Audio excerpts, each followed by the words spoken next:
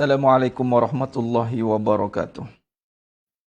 Bismillahirrahmanirrahim. Innal hamdalillah nahmaduhu wa nasta'inuhu wa nastaghfiruh. Wa na'udzu billahi min syururi anfusina wa min sayyiati a'malina. May yahdihillahu fala mudhillalah wa may yudlil fala hadiyalah. Asyhadu an la ilaha illallah wahdahu la syarikalah wa asyhadu anna Muhammadan 'abduhu wa rasuluh. Allahumma salli ala Muhammad wa ala ali Muhammad. Rabbi yassir wa la tu'assir, Rabbi tammim bil khair. Rabbi shrah li sadri wa yassir li amri wahlul 'uqdatam min lisani yafqahu qawli. Allahumma aftah alaina hikmataka wanshur alaina min khazaini rahmatika ya arhamar rahimin. Wallahu allazi la ilaha illa huwa alimul ghaibi wa syahadah huwa rahmanur rahim. Wallahu allazi la ilaha illahu al-malikul quddusus salamul mu'minul muhaiminul azizul jabbarul mutakabbir. Subhanallah ya amma yushrikun. Wallahul khaliqul bari'ul musawwiru lahul asma'ul husna. Yusabbihu lahu ma fis samawati wal ardi wa huwal azizul hakim. Wala hawla wala quwwata illa billahil aliyyil azim wala manja minallah illa ilaihi amma ba'du. Ayuhal mu'minun ittaqullah husikum wa iyaya bittaqwallah faqad fazal muttaqun. Alhamdulillah, sidang jemaah yang dimuliakan Allah SWT, para penuntut akademi, Rawatul Furqan, muslimin muslimat yang dimuliakan. Mudah-mudahan kita semua tergolong dalam golongan hamba-Nya yang benar-benar bersyukur. Amin ya rabbal alamin. Alhamdulillah, bersyukur pada Allah Taala. Allah izinkan kita, Allah berikan kita ruang dan peluang untuk kita terus istiqamah di dalam ibadah kepada Allah SWT. Ibadah apa? Itulah menuntut ilmu. Menuntut ilmu adalah satu ibadah. Tuntutan. Talabul ilm. Faridatan li kulli muslim. Menuntut ilmu itu adalah satu tuntutan. Kefarduan. Menuntut ilmu itu adalah satu kefarduan. Dan meninggalkannya itu adalah satu kesalahan. Bermaksud dosa. Bila benda fardu ditinggalkan, dia wajib satu fardu ni yang diwajibkan, yang menjadi satu teras. Bukan sekadar wajib yang wajib pada hukum dia boleh mubah. Contoh macam bab munakahat nikah. Ada keadaan syariat itu hukum boleh mubah daripada wajib kahwin, yang mana belum kahwin lagi, yang tak pernah kahwin, maka jatuh atas dia itu kemungkinan wajib. Sebab apa? Dah sampai haul atau cukup dari segi Allah berikan dia mampu, dari segi apa? Untuk menjadi sebagai suami. Dengan dari segi tenaga, dari segi harta, Allah bagi kemampuan-kemampuan yang sekadarnya. Maka wajib, malah yang lebih utama tu nafsunya. Untuk mengurus takbir nafsunya.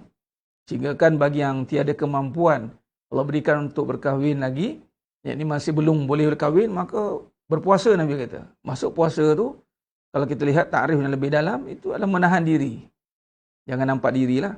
Minta Allah Ta'ala. Tapi, ya, tujuan itu untuk menundukkan nafsu. Syariat itu sebenarnya untuk menundukkan nafsu. Ingat, semua syariat sebenarnya nak menundukkan nafsu.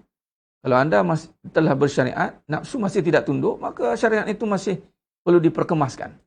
Contoh dah kahwin, nafsu masih lagi haru biru. Maknanya, asas keperkahwinan itu perlu diperkemaskan. Nafsu ini bukan sekadar nafsu biologi itu. Nafsu ni segi amarahnya tak stable, marah-marah lagi, tidak tenang lagi. Sedangkan kahwin itu litaskunu ilaiha. Itu kamu bersenang-senang. Dan kemudian Allah berikan mawadatan warahmah, berkasih sayang. Seronoklah patutnya kan. Baik, bermaksud apa tadi? Wajib. Wajib. Tapi tak semua orang wajib. Ada ketiga-tiganya, ada orang tu dah wajib kahwin. Malah kalau nak kahwin lagi pula, jadi sunat. Bukan wajib lah. Tak perlu. Jadi, tak perlu dah tergesa-gesa nak pergi ke Golok ke overseas ke. Overseas tu mana? Thailand. Made in Thailand. Tak perlulah tergesa-gesa. Sebab awak tu bukan makam wajib lagi nak kahwin. Bukan sunat lagi. Harus silap.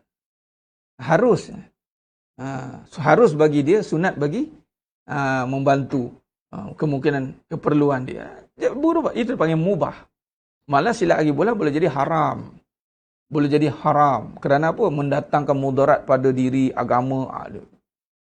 Tapi bila sebut fardu, semua orang yang faham tu. Bila sebut fardu, semua orang. Tak ada yang mukallaf. Contoh menuntut ilmu. Dia tak ada, ni wajib ni. Awak belum makan, tak ada. Asal ilmu dia talabul ilm. Faridatan. Ali kulli muslimin wal musliman. Wajib. Malah menjadi kefarduan. Suami ajar ke, tak ajar ke, macam mana ke keadaan dia, tak boleh jadi alasan. Tidak boleh jadi alasan, apatah lagi dengan kemudahan yang ada sekarang ni. Petik handphone, nyandor kat mana-mana sempat nak sandar, live. Kalau tak ngaji juga, saya cakap tu terang, mengundang murka Allah. Kalau dulu mungkin, nak kena berkelana, nak kena meninggalkan anak isteri pula tu, kena melaburkan harta, kena macam-macam lah. Nak kena cari satu hal lagi. Ini boleh pilih-pilih pula tu dalam live kan. Boleh scroll-scroll. Kan? Tak adalah sampai kata begitu drastik sangat. Tapi itulah. Maksudnya apa? Ibadah yang tinggi itu. Sebab amalan yang dilakukan tanpa ilmu, maka amalan itu tertolak. Tertolak. Tanpa kefahaman. Ilmu ni natijahnya berfaham. Faham tidak boleh sekali. Maksud ilmu tidak boleh sekali dengar dan faham. Nak dapat faham, kena berkali-kali dengar. Dah dapat, contoh berkali-kali itu dapat faham. Contoh, 100 kali dengar baru faham sekali. Nak kekalkan faham, kena apa? Kena jangan tinggalkan balik. Itu maksudnya. Dah faham solat, itu nikmat, jangan tinggalkan solat untuk mengekalkan kefahaman pula. Kadang-kadang orang dapat, saya dah faham. Habis dah faham, tinggalkan. Tak payah ngaji dalam, Ustaz. Saya dah faham, Ustaz. Bermaksud apa? Tak faham lah tu. Bila kita dah faham, kita tidak akan meninggalkan contoh perkahwinan. Bila sefahaman, maka taklah perlu ada penceraian. Bila dah tak sefahaman, maka berlakulah penceraian, pembubaran. Bubar, dah tak faham. Tak ada, ni dah faham dah ngaji ya, okey, kita bubar. Patut lagi faham tu lagi duduk, lagi seronok, lagi nikmat. Lepas tu lebih dahsyat, dia memberi impak pada orang lain pula. Contoh, rumah tangga yang sepahaman, yang dah sepahaman lah suami isteri ni, memberi nikmat pula kepada perkahwinan yang seterusnya. Bagi peluang lagi, jom kita berkongsi kefahaman kita ni kepada sesiapa yang memerlukan bang. Nampak? Dia mengajak pula. Mengajak kepada kebaikan. Bukan mengajar, mengajak. Mengajar ni tak semua orang boleh. Mengajar ni adalah satu tanggungjawab yang dipilih oleh Allah. Yang mana dilantik atau digerakkan oleh Allah Ta'ala yang menggerakkan gurunya, mengiktiraf suruh mengajar. Itu nama panggil, kena ada lesen, tauliah. Antaranya adalah kena tauliah lah. Orang katanya, kenapa kena tauliah? Dia kena ada satu badan yang mengizinkan dia mengajar. Ataupun guru dia yang mengizinkan, hantar boleh ni mengajar. Macam contoh semalam mungkin baru, wallahualam baru ke lama saya tak perasan, tanya ustaz, rujuk kitab mana? Nama pun kajian. Banyak kitab lah kita rujuk. Sebab tu saya bangunkan soft itu. Maka setelah diperkenankan oleh almarhum Datuk Abu Hassan Din Al-Hafiz, kemudian saya bersama Mufti Negeri Sembilan, negeri Kelantan, Datuk Syukri dulu, kemudian baru pergi pada Negeri Sembilan sebab kita tanya kaedah tu, jumpa dengan sama-sama Mufti Selangor, Mantan. Kaedah tu, nak tahu kaedah sebab dia nak betulkan formula. Lepas dah formula betul, anda nak buat apa, buatlah. Ni masalahnya buat formula tak betul. Faham? Beramal banyak, formula salah. Tu banyak beramal, formula salah. Formula beramal sebab tak ada rezeki. Atau formula contoh. Fahaman dia kata tak ada rezeki sebab tu beramal supaya menarik rezeki. Menarik rezeki tu bermaksud tarik tu faham. Kita faham nak tarik tu. Faham dia tu. Kenapa tarik? sebab tak ada rezeki. Yang itu salah tu. Betul lah rezeki tu tak ada kat kita sekarang. Sebab tu doanya, ya Allah rezekiku di langit turunkan, di bumi keluarkan, jauh dekatkan, susah mudahkan. Clear cut. Memang tak ada kat kita. Tapi bukan bermaksud rezeki tu tak ada. Rezeki tu ada tetapi bukan pada kita. Adakah tidak ada pada kita bermaksud tiada? Tidak. Jadi bolehkah kita pakai sifat tiada pada benda yang kekal ada? Tidak boleh. Maka menjadi mustahil. Tu tadi bagi hukum akal pula. Yang semalam kata Ustaz, kaji hukum akal ikut tauhid. Memang kena ikut tauhid lah. Bukannya ikut semua, kita bagi kefahaman yang mudah nak cerita dalam kehidupan ni. Benda selain daripada Allah semua mungkin. Harus. Dan wajib pula mesti ada, mustahil tak ada. Tu sebab mustahil tu. Mustahil bagi Allah bersifat tiada. Harus bagi Allah untuk mengadakan dunia. Sebab dunia bersifat harus. Wajib sifat Allah. Wajib ada rezeki, harus ada duit. Simple. Mustahil kata tak ada rezeki. Jelas tu hukum akal ada 3 tu. Wajib, kemudian harus, kemudian mustahil. Mustahil ni nak pairingkan balik dengan sifat Allah tadi. Yang wajib pada Allah. Asal wajib dia Allah. Rezeki wajib ada. Wajib. Ni kamu tak ada duit. Duit tak ada. Kenapa duit tak ada? Harus ada. Mungkin. Kemah kamu. Ya. Tak perlu nak nyanyi. Allah wujud kidam baqa mukhalafatuhu lil hawa. Di situ tutup muzik. Lupa balik. Allah. Apa tadi? Ustaz kena ada raihan dulu lah Ustaz. Itu pun sifat 20 kalau bantai Asmaul Husna. Nak pilih pula Asmaul Husna yang zaman sekolah ke? Nasalukai ya man huwa Allahul lazi. Itu memang setiap perhimpunan nyanyi lagu Asmaul. Nyanyi. Nyanyi. Ke nak nyanyi lagu ESQ? Popular yang mempopularkan. Ya Allah, Ya Rahman, Ya Rahim, Ya Malik. Nyanyi. Nyanyi. Sebab tu kita faham. Wajib ada Allah. Mustahil tak ada. Apa yang berkaitan tentang Allah? Sifatnya. Jamal. Zul Jalali wal Ikram. Bila rezeki itu, adakah merujuk pada benda? Tidak. Bila sebut saja rezeki, merujuk pada Allah. Bila sebut pada harta, boleh merujuk pada rezeki. Jelas? Ni kan saya tulis. Ni kita nak bina daya, hari ni lagi kita nak bina cerita tentang bina daya tahan dalaman. Nak cucuk vaksin, faham? Imunasi setempat. Dia kita ni nak berhadapan dengan masalah. Kita tak boleh hilangkan masalah. Anda tak akan boleh hilangkan gangguan. Anda tak boleh hilangkan COVID. Allah uji COVID, benda yang tiada ubat. Depres, penyakit yang tidak ada ubat. Yang anda makan ubat tu, ubat penenang tu ada sekadar untuk badan. Tapi konsep depres tu sendiri tak ada ubat. Dia kena ada imunisasi. Tingkatkan daya tahan supaya tidak terkesan. Selagi mana anda terkesan dengan keadaan, anda mampu terjebak dengan tertekan.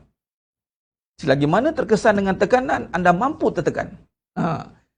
Selagi mana anda terkesan dengan tekanan, kecenderungan untuk anda tertekan itu tinggi. Tak kisah anda siapa. Okey, nak membuatkan kita tidak terkesan dengan tekanan. Apa dia? Imunisasi dalaman. Imun tu apa? Iman. Imun itu iman. Itu orang beriman, itu tiada kesedihan. Sebab apa dia tak ada sedih? Sedih ada tidak? Sedih ada. Pada dia tiada. Kenapa? Kerana imun iman telah meneutralkan kesedihan. So jangan peliklah. Orang sakit operate. Dengar operate, bukan operate, luka saja sikit. Kena air menjerit. Tiba-tiba operate, tidur. Berdengkur lah. Operate tidur. Sebab apa? Bius. Sakit ada tak? Ada. Ada tu. Tapi telah dihilangkan oleh bius. Tak usah pelik lah. Jangan kita hukum orang semua sama. Sebab tu jangan generalism di dalam kehidupan. Awak lemah, awak hukum orang lain lemah. Mana boleh. Orang tu dah ambil vaksin penuh dah. Ambil vaksin tauhid. Dia dah ambil vaksin tauhid, sebab tu dia tak menjerit-jerit. Faham? Orang yang ambil vaksin tauhid, dia tak menjerit-jerit dah. Lepaskan aku. Stres dah aku. Dia tak ada jerit-jerit dah. Orang ada vaksin tauhid, dia tidak menjerit-jerit. Dia relax lah. Walaupun diuji, nak tahu dia tidak menjerit, maka ujilah dia. Maka itulah para Nabi dan Rasul. Diuji dengan tekanan yang hebat. Ada Nabi menjerit-jerit? Sedih Ustaz? Ada. Tapi dalam sedih ada mau mengarung nangis. Sedih nangis-nangis lah. Tapi tak mengarung. Tapi setiap bulan tak menangis. Mula memang impact menangis menitik. Bila dah faham tak menangis lah. Budak-budak. Kan saya cakap budak-budak. Bila dia dah faham, dia dah makin besar, hilang mainan, dia tak menangis. Mula-mula hilang, menangis. Tapi bila dia dah besar, dah matang, tak nangis. Samalah dengan kita. Hidup kita banyak menangis bila kita tidak matang. Apa yang mematangkan kita? Iman. Iman tu cerita tentang apa? Kefahaman. Kefahaman yang benar itu mematangkan kita hidup. Itulah dia, tak menangis lah. Bukan ada kering air mata, Ustaz. Saya dah kering air mata nak nangis. Itu dendam. Itu dendam. Dia siap boleh tersenyum lagi. Saya akan pastikan dia kena sama macam saya. Amboi. Itu dendam dia panggil. Nampak? Jadi maknanya apa? Meningkatkan imunisasi dalaman. Kalau hal-hal yang berkaitan dengan gaib, itu iman yang menjadi keutamaan.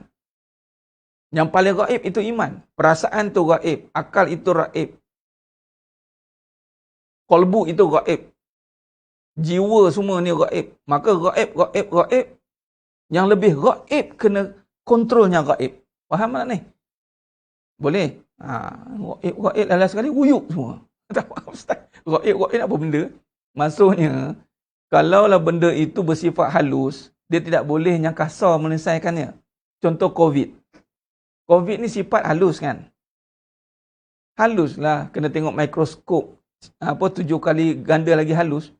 Boleh makan Panadol. Panadol yang molekul besar-besar tu. Ini kan cecair kan? Malah cecair tu pula, dalam tu lebih halus bunyi molekul dia. Dia nak lebih dahsyat lagi halus adalah nafas. Sebab tu dia membantu untuk membetulkan pernafasan. Bila imun stabil, nafas stabil. Bila nafas stabil, dia akan cure badan. Sebab tu bila kata COVID, mana-mana penyakit lah, the failure tu akan berlaku bila kegagalan sistem badan untuk menampung kesakitan itu. Failure lah. Apabila nafas tak stabil. Sebab tu kena tenang-tenang. Jadi, yang paling tinggi yang menstabilkan nafas adalah iman. Anda boleh cari ubat penenang makan pel kuda. Pergi lah. Boleh lah sekejap. Itu bukan tenang. Itu senang. Tenang. Dia khayal. Pergi. Anda nak cari apa? Anda nak tenang. Nak apa? Nak bagi. Dia guna juga perkataan tenang tu. Nak dengar apa? Nak dengar muzik. Muzik. Okey, dengar lah. Anda nak dengar apa? Nak pergi laut. Laut Cina Selatan. Pergi Laut Cina Selatan. Pergi. Mana? Pilih lah. Tapi orang beriman tak perlu ke mana-mana. Sebab apa? Ada di dalam diri dia. Wa fi anfusikum afala tubsirun. Jimat bajet. Jimat Allah Ta'ala ni. Hebat Allah Ta'ala. Kalau kita ni mencari selain Allah, semua perlu keluar duit. Tapi kalau mencari Allah, free. Just for free. Sebab apa? Sebab kata apa? Everybody can fly. Macam itulah. Semua percuma. Semua free. Sebab Allah itu lebih tinggi daripada bayaran dan nilai benda. Jadi sehingga tak ada benda boleh bayar untuk dapatkan Allah. Yang perlu ditunjukkan adalah keazaman, kesungguhan. Contoh bagi duit. Itu bukan sebab duit dapat Allah. Tapi kesungguhan anda bagi duit. Penat bagi duit. Ni kesungguhan saya, Ustaz. Tak kisahlah berapa duit nak bagi. Buktikan kesungguhan. Sebab tu saya tulis berapa mahu nak bagi. I challenge you. Tu ayat dia. Itu betul. Dengan Allah cukup kot. Tak ada cukup kot. Sebab tu Nabi kata, dan Allah juga kata dalam Quran, sedekah yang paling sempurna. Tidak akan dikira sempurna sedekah selagi tak bagi benda yang disuka. Kesungguhan. Suka. Anda pagi-pagi macam ni, waktu weekend ni, suka apa? Suka santai-santai, lepak-lepak. Suka dengar yang tak payah berat-berat, tak payah fikir-fikir sangat. Dengar masuk telinga kiri, keluar telinga kanan, macam tu kan. Ini kena nak berfikir-fikir, kerut dahi kan. Jadi, anda suka rehat, anda suka lapang, anda suka santai-santai. Anda tak suka ditanya, anda tak suka di-argue. Sekali masuk kelas ni, asyik kena tanya, kena argue, kena cantah, kena zah, kena buruh, kena sental. Tak sukalah. Itu adat. Tapi kalau boleh duduk dengan benda yang tak suka ni, sebab apa? Anda korbankan yang suka tadi tu. Maka nilainya tinggi lah. Suka. Sebab itu, free. Dalaman. Cari kat dalam. Cari. Tak perlu tercari-cari. Ni kena guru ni. Kena ada apa. Macam-macam lah. Pengeras lah. Macam-macam lah keluar perkataan tu kadang-kadang. Kalau masih lagi berurusan dengan benda, takkan jumpa pencipta. Silap hari bulan, ada orang nak jumpa pencipta, sampai hilang semua benda dia. Habis semua. Ada orang habis semua sebab benda tu duk lalaikan dia. Allah habiskanlah semua. Tak nampak-nampak aku dia. Habis. Tapi ada orang, dia habiskan semua. Sebab dia tahu ada benda yang lebih besar daripada apa yang dia ada. Iaitulah sifat tadi, ketenangan. Dia sanggup habis. Berhabis-habis. Itulah sehingga nyawa dipertaruhkan. Bukan sekadar duit, tetapi nyawa dipertaruhkan di jalan Allah SWT. Nampak? Jadi sedang jemaah yang muliakan Allah Subhanahu Wa Taala. Itu maksudnya apa tadi? Itulah bermula dari kewajipan tadi. Fardu tadi, nak cerita tu. Kefarduan itu. Kita duduk dalam kelas ni, mengaji apabila ada keperluan malah kefarduan untuk tahu kehidupan. Apatah lagi kehidupan nak pertahankan iman. Kita nak menjaga iman. Bila tak faham kehidupan, iman tergadai. Ustaz ajar budak tak faham-faham. Kita yang tak faham-faham, cikgu. Damai cakap. Saya ada budak-budak sekolah Ismailov. Budak-budak 2-3 tahun okey. Kita kadang-kadang banyak restriction. Kita tengah berfikir-fikir. Mengajar budak-budak tu dengan hati, bukan dengan benda-benda yang restriction. Restriction apa ni? Dia nak kita setkan, dia budak lagi. Bahasa apa ya? Nabi SAW ketika ajar kepada Ibnu Abbas radhiyallahu anhu. Hadis ketika itu Ibnu Abbas. Saya ambil hadis dia. Tengok tuan. Tengok. Kita yang, minta maaf cakap. Bila cakap macam tu saya minta maaf. Terus cakap gitu. Tengok, Ibnu Abbas masih kecil. Tengok. Ada tak kita cakap ke anak kita macam ni? Apa kata Nabi SAW? Abdullah Ibn Abbas ketika masih kecil, diriwayatkan umur 10 tahun. Bawah. Kita 10 tahun anak kita apa? Reti apa? Reti PDPR. Kan? Itu pun dah rasa, heavy lah. Apa Nabi kata? Dengar. Kata Nabi SAW kepada Abdullah Ibn Abbas ketika masih kecil, nak aku ajarkan kepadamu beberapa untai kalimat. Jagalah Allah. Nescaya dia akan menjagamu. Kita cakap dekat orang dewasa tak faham-faham. Jaga Allah. Jaga Allah. Sebab apa yang menyampai pun tak faham. Ini menyampai Nabi. Nabi menyampaikan, budak pun faham. Itu kadang-kadang berbalik kepada tukang penyampai. Tapi ini ayat Nabi. Jagalah Allah, nescaya dia akan menjagamu. Jagalah Allah, nescaya engkau dapati dia di hadapanmu. Jika engkau hendak meminta, fas'alillah. Fas'alillah. Jika engkau hendak meminta, mintalah kepada Allah. Jika engkau hendak memohon pertolongan, mohonlah pertolongan kepada Allah. Ini orang kita boleh cakap doa sikit. Habis tu kalau kita breakdown tepi jalan, nak minta doa je. Kadang-kadang saya rasa macam nak, cakap lebih kan, marah pula. Tunggulah. Budak pun faham. Susah minta tolong kat Allah. Bukan kata tak payah kerja. Bukan tak payah pergi nak kebar bendera apa. Kebar lah bendera apa nak kebar. Sambil menyanyi ke. Buat. Tak ada masalah. Tapi bila kita letakkan minta Allah, tak usah nampak pelik. Simpan sikit jahil tu. Ini terang-terang menyatakan kejahilan. Berbangga pula tu. Beli pula tu. Simpan sikit kejahilan tu. Patut persoalan dia, macam mana nak minta Allah? Sebelum usaha minta dulu ya. Ada orang tak sempat usaha lagi, dia usaha berdoa, sampai dah pertolongan. Kita jenuh macam-macam usaha, tak sampai-sampai. Orang tu usaha satu, tapi dia punya doa, usaha doa dia, sungguh-sungguh tuan-tuan. Dia angkat sekali dia pertolongan. Okey. Kepulangan kamu dia. Tak sempat cakap. Biasa tak? Tak sempat cakap. Macam tahu je nak makan. Apa tadi? Durian ton apa?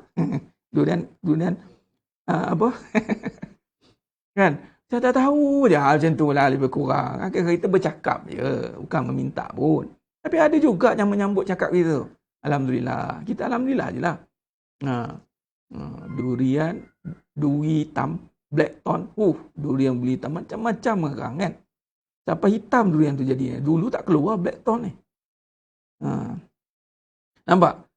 Jika mohon minta kepada Allah, jika nak minta tolong kepada Allah, ketahuilah seandainya seluruh umat bersatu untuk memberi sesuatu keuntungan, maka hal itu tidak akan kamu peroleh selain daripada apa yang telah Allah tetapkan untukmu. Dan andai pun mereka bersatu untuk melakukan sesuatu yang membahayakanmu, apa yang telah Allah tetapkan untuk dirimu, penat telah diangkat dan lembaran-lembaran telah kering. Maksudnya tak ada. Tuan-tuan, dengan budak cakap macam ni, kita kata apa? Tak boleh, takkanlah nak suruh minta tolong ke Allah, budak lagi ustaz, kecil lagi, dia tak faham. Soalnya, kefahaman kita. Tengok Nabi SAW tidak pernah underestimate budak. Saya tak pernah underestimate budak-budak. Saya tak budak lagi tak ada. Kita dulu. Angkat tinggi siapa yang di depan kita. Macam tu depan saya yang mengaji dengan yang duduk ni. Saya tak pernah anggap anda semua ada masalah tak tahu ke. Ini semua didatangkan oleh Allah. Anda semua tetamu. Kalau kat masjid saya cakap terus terang, anda semua tetamu Allah. Saya perlu layan anda semua. Sebab anda ni didatangkan oleh Allah. Bukan sebab anda, ni teruk ni, hidup ni tak kerti ni. Ini layak ke anda dengar saya cakap ni? Jadi sidang jemaahnya mulakan Allah SWT. Sebab tu angkat dulu level orang yang di depan kita tu. Itu kaedah penyampaian. Bila kata cakap tak faham tu maksudnya bukan tak faham. Mungkin tak sampai maksud dia. Perkataan kita mungkin. Cara kita tengok mungkin. Kalau kata budak-budak tak faham, Nabi dah cakap kat Ibn Abbas radhiyallahu anhu. Masih kecil.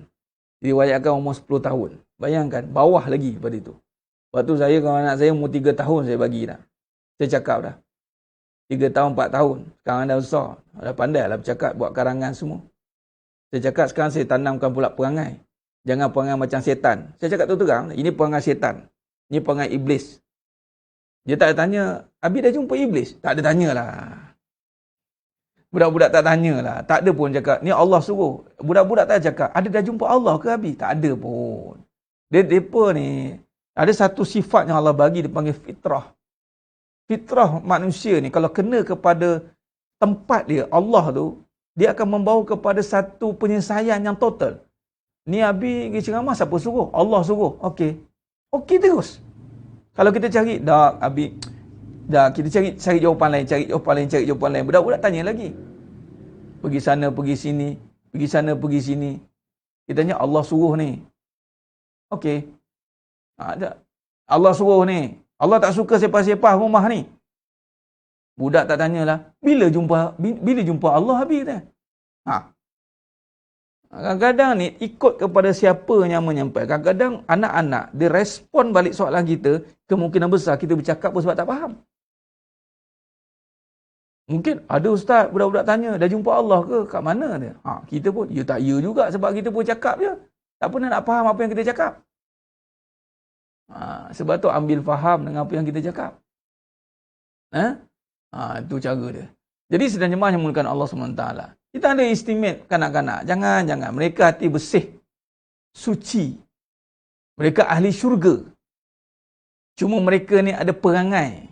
Dia tak ada dosa, tapi perangai syaitan tu ada. Tu kena jaga. Jangan tak ada dosa, semua benda okey je.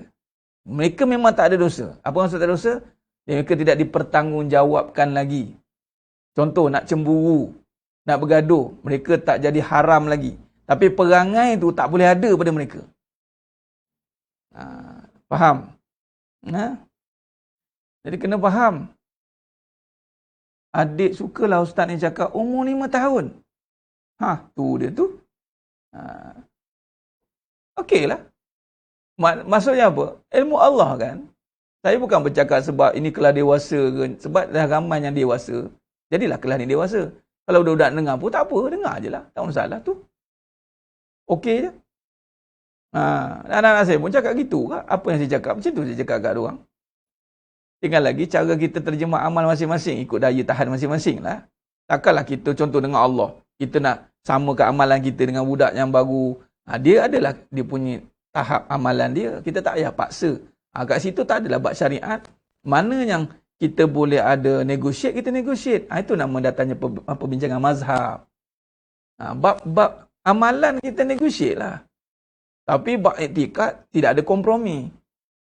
Sebab tu contoh bab risau. Risau tak ada kompromi. Risau tak boleh ada sebenarnya.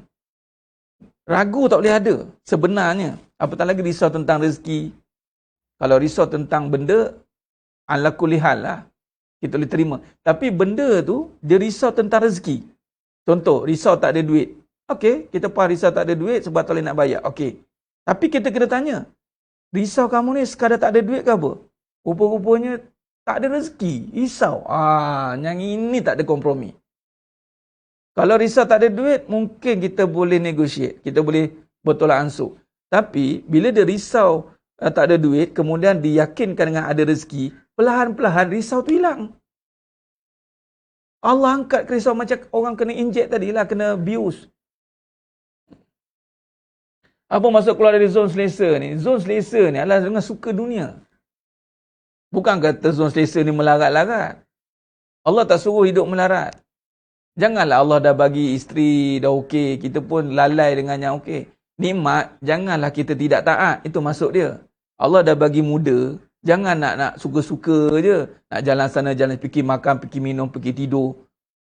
Fikirlah apa benda dah tenaga Allah bagi tu. Itu nama zon selesa. Bukan kata dah elok-elok selesa pilih cari penyakit. Itu kata guru saya cakap cari susah. Awak tenaga ada. Carilah susah tu. Apa dia? Bersusah-susah nak beramal. Bersusah-susah nak mengaji bab tauhid. Walaupun benda ni orang kata apa tak nampak. Tapi sebab dia tuntutan. Nampak? Zon selesa itu. Malah itu ayat yang dikeluarkan. Sebenarnya tak selesa pun hidup ni. Semua tak ada yang selesa. Sehingga Allah yang selesakan. Kalau ikut dunia ni semua tak selesa. Tak faham apa maksud tak selesa? Semua tak kena. Kita aim kereta ni. Bila dapat kereta ni, ada yang tak kena. Kita aim mesti macam ni. Ni aku dapat ni bagus. Dah dapat. Ada yang tak kena lah. Dunia ni memang tak selesa. Tak pernah menyelesakan. Sebab tu manusia sentiasa mencari keselesaan dari bentuk. Nak selesa apa? Dah dapat besar-besar lagi. Besar-besar lagi. Nak selesa. Rupanya selesa tu ada pada hati dia. Itu tenang. Jadi, dia keluar daripada zon selesa itu. Adalah dia tak nak duduk lah pada yang, panggil apa? Tipu daya itu. Tipu. Wa mal hayatud dunya illa mata'ul ghurur. Dunia yang menipu daya. Contoh, keluar daripada zon selesa. Jangan selesa dengan duit yang ada. Dia keluar. Apa dia? Duit yang ada ni bukan untuk aku seorang je. Keluarlah dengan untuk taat. Pergi cari susah, pergi tolong. Memang itu wa mimma razaqnahum yunfikun. Jangan selesa dengan I memang si I seorang I romantika sangat. I tak nak orang lain ganggu I. Dia pun masa dia berdua dia kulu-kili kedua dia tak ada orang kacau. Janganlah. Jangan nak selesa dia dah tak ada orang. Contoh mak minta tolong.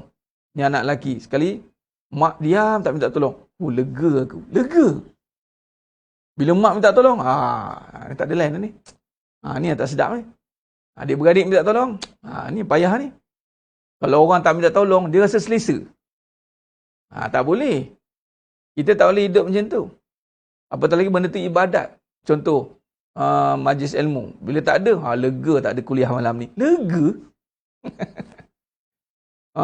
Lega. Duduk curut-curut, tak ada orang kacau. Nampak? Hati-hati. Nabi SAW. Nabi SAW. Ada pilihan untuk Nabi dia. Betul? Sehingga Nabi memilih. Jibril AS offer kat Nabi kesenangan. Offer. Doa minta. Tapi Nabi memilih untuk biar seperti orang lain juga. Susah. Nabi ada pilihan untuk masuk syurga awal. Tapi Nabi pilih untuk duduk masuk terakhir. Yang Allah gerakkan. Maksudnya untuk umat lah. Memang kalau nak cari selesa seorang-seorang. Macam contoh kenapa kahwin. Elok seorang-seorang dia diri kahwin. Itulah nak wujudkan ketidakselesaan tu. Tapi bila kita buat kerana Allah, Allah selesakan. Litaskunu ilaiha. Bersenang-senang. Itu Allah buat lah tu. Kalau tidak, kita tak senang kita nak bagi duit kat isteri. Elok selama ni kita pakai kita je. Ada 1,000 pakai seorang. Kali ni ada isteri pula. Kena bagi 2 pula ke? Kena bagi dia nak beli apa? Kena tanya pula. Awak nak ada apa-apa tak? Dah kena bertanya pula. Kalau sebelum ni tak ada siapa boleh tanya. Tak perlu tanya siapa-siapa. Ya, itu maksud dia. Bukan kata zon selesa tu melarat. Jangan salah faham. Keluar zon selesa biar melarat, biar susah, biar ni. Jangan. Islam tak suruh macam tu. Islam tak suruh macam tu. Masuk zon selesa adalah jangan lalai dengan nikmat Allah. Itu je. Nikmat, tolong taat. Allah bagi nikmat, tolong taat. Itu je. Nikmat sama dengan taat. Itu dia panggil bayaran dia. Bukan nikmat kita enjoy. Dia tak ada enjoy. Dia nikmat untuk taat. Bagi suami untuk taat. Taat ni, taat Allah dulu. Allah. Yang ni buat suruhan Allah atas suami apa? Allah suruh apa? Buat suruhan Allah atas isteri apa? Tu maksud dia. Memang tak selesa lah sebenarnya. Sebab tu, tak ramai orang selesa disuruh-suruh. Tak cerita hukum hakam ni, betul tak? Ni, kita cerita pagi ni. Ramai ke selesa? Tak selesa. Tiba-tiba pula nak disuruh oleh agama. Tak boleh. Orang takkan suka punya. Tak selesa dia. Cerita mati, dosa pahala ni. Dia mula tak selesa. Panas je. Dan nak pula yang dia membela-bela kan. Mula terkeluar-keluar semua. Macam ustaz ni. Macam dia seorang dia tahu. Geram pula aku dengan ustaz ni. Dia tak selesa lah tu. Betul lah tu. Sebab saya mengajar bukan untuk keselesaan anda di sini. Kita mengajar untuk keselesaan anda di syurga sana. Tetapi bila anda boleh terima pengajaran-pengajian yang Allah telah gazetkan melalui bagi Nabi SAW, anda diselesakan.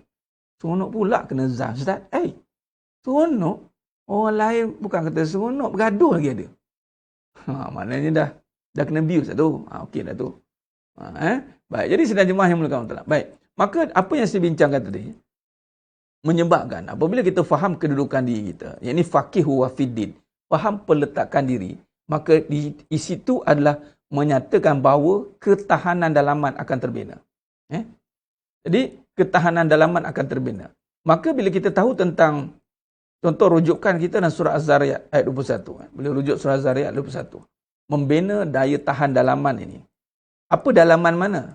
Dalaman yang biasa kita duk faham-faham. Kecantikan luaran bermula daripada kecantikan dalaman. Dalam mana? Soalan dia tu. Jangan duk nampak dalam apa? Dalam makan produk. Produk apa nak makan? Nak bina cantik luar tu, cantik tu sifat produk ke?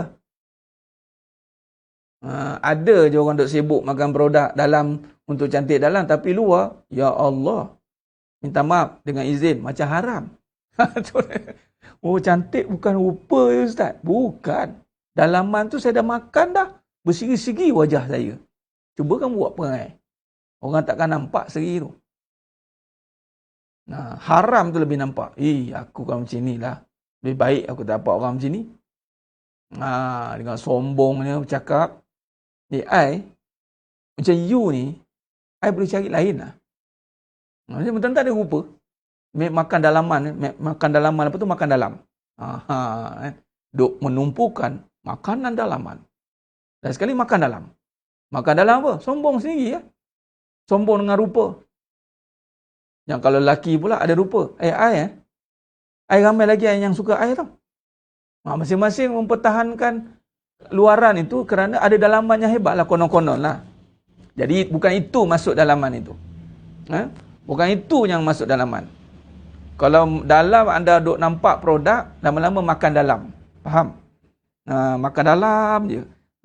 Orang tak respect lah, orang tak ni, mula terasa hati. Sebab awak dah ada rupa, mesti nak dipuja kan. Bila duk nampak dalam itu benda, kemudian hasil pada rupa, apa yang anda nak? Nak puja kan? Okay. Walaupun ada satu komen, orang kata anda ni buruk, dia punya tension, rasa nak baling je handphone tu. Sebab memang dia mencari rupa untuk dipuja. Mencari harta untuk dipuja. Ketika ada harta, orang underestimate dia. Cik mampu ke cik? Apa awak cakap? Awak tak nampak saya pakai kereta apa? Tak nampak? Tak nampak logo? Cuba tengok logo. Dia marah kan? Awak cakap saya tak ada duit?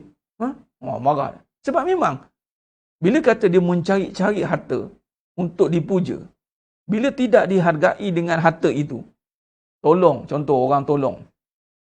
Konsep ni saya pernah cerita. Patut orang senang, terima kasih ke orang susah. Ni orang susah dia terima kasih ke orang senang. Terima kasihlah tolong saya. Patutnya, terima kasih puan sebab jadi susah. Jadi susah? Kalau puan tak ada, susah saya. Nanti saya senang ni ditanya oleh Allah, saya banyak lara ni nanti. Yelah dah tak ada orang susah, saya tukarlah apa saya nak tukar. Bila ada orang susah, keperluan saya dah selesai. Ada orang lain tak tukar-tukar kita. Jadi saya duk fikir, saya kena tolong puan lah sebab puan susah. Terima kasih, puan tolong saya. Sebab menyelamatkan harta saya daripada ditanya oleh Allah. Selesai saya. Terima kasih puan. Jadi puan jangan sedih jadi susah ya. Susah tidak menyusahkan. Puan kalau susah saya. Kalau puan pula jadi senang, semua orang senang. Susah saya. Sebab tu ada susah dan senang. Anda tidak boleh senangkan semua orang kat muka bumi ni. Itu takdir Allah. Jadi jangan buat orang sedih dengan susah. Jangan buat bangga dengan senang.